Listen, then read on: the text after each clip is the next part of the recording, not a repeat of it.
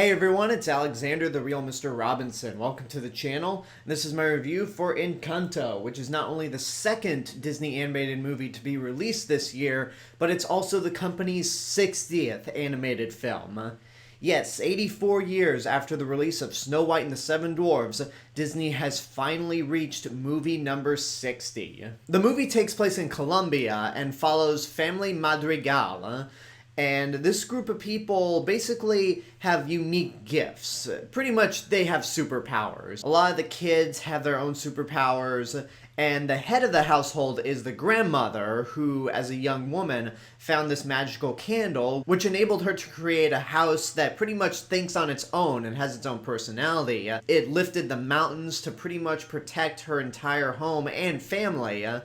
And the candle has enabled the kids to get all these special powers. Except for Maribel, voiced by Stephanie Beatriz. She's not only the weird one of the group, but she's the only one that did not get a special gift as a kid.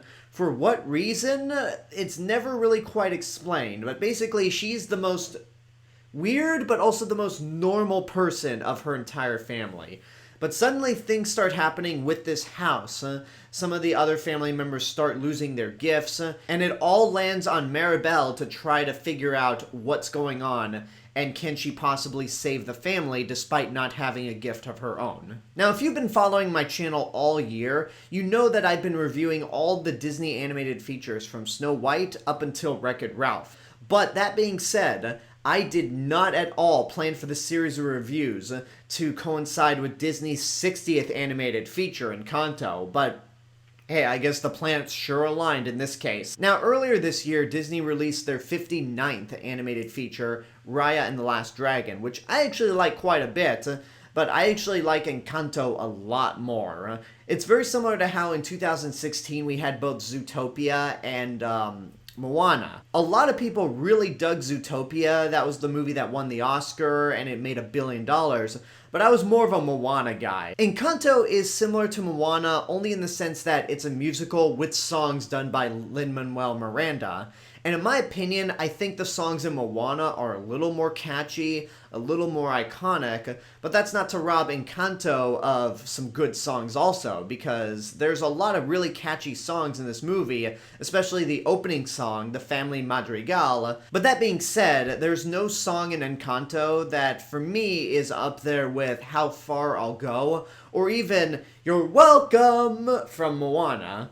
I mean, time will tell, but right now, I like the songs in Moana a little bit more. But again, that doesn't mean the songs in this movie are bad. They're still very good, and the rest of the movie truly excels. The animation is beautiful, it's colorful, and I know that's not really saying anything new or unique, but considering that just recently I rewatched Chicken Little and watched Meet the Robinsons for the first time, for some reason, jumping into Encanto after those two movies definitely makes this a lot more impressive for me. And it really is a gorgeous movie.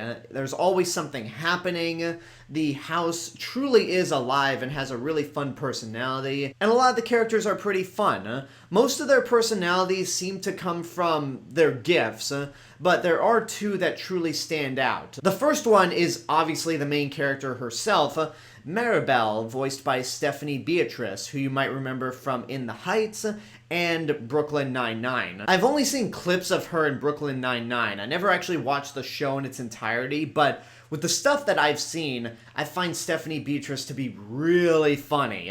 And as Maribel, she's funny in a very different way than how I saw her in Brooklyn Nine-Nine.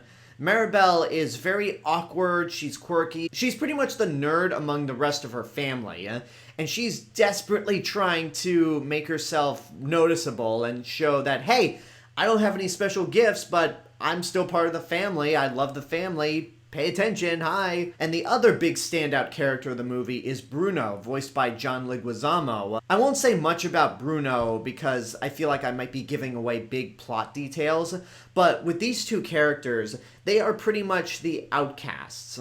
They're the ones that you feel the most sympathy for, and at the end of the day, they both really feed into the film's lesson of just because someone might be different, just don't straight up judge them or just treat them as lesser than you.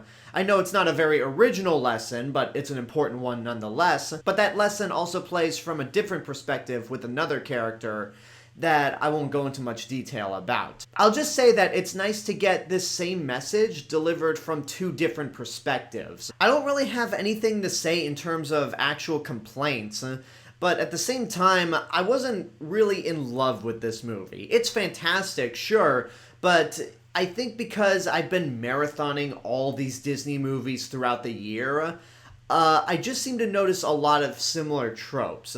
And Encanto definitely has some Disney tropes that you'd expect, but that doesn't make it bad at all. It's just not too special.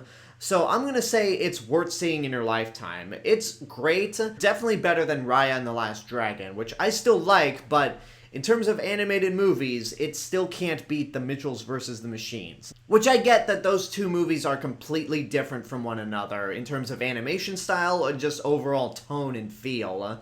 Encanto still, despite all that, is pretty great. And after being forced to see Raya and the Last Dragon at home because we were in a pandemic, it felt so great to see a Disney animated movie in the theaters again. So definitely check this out. It's probably going to stick around for my top 10 at the end of the year. And there you go, that's my review for Encanto. I hope you enjoyed it. I know this review is very delayed, but I just didn't see the movie when it came out on Thanksgiving weekend. But now that I have seen it, I want to thank you all for your patience, and stick around as I review the final 5 movies in my Disney animation review series. Walt, Princess and the Frog, Tangled, Winnie the Pooh, and Wreck-It Ralph. But first I want to know what you guys think about Encanto. If you've seen it, what did you think? Whatever the case may be, let me know in the comments below. And until next time, this is the real Mr. Robinson telling you there's only one. Hello everyone, I just wanted to say thank you all for watching my review for Encanto. Make sure you like the video, subscribe to the channel, and hit the bell button to get notifications. Don't forget to follow me on Facebook, Twitter, Instagram, go check out my Twitch channel, and support me on Patreon. I'll see you guys in the next video, but until then, have a good day, and take care of yourselves.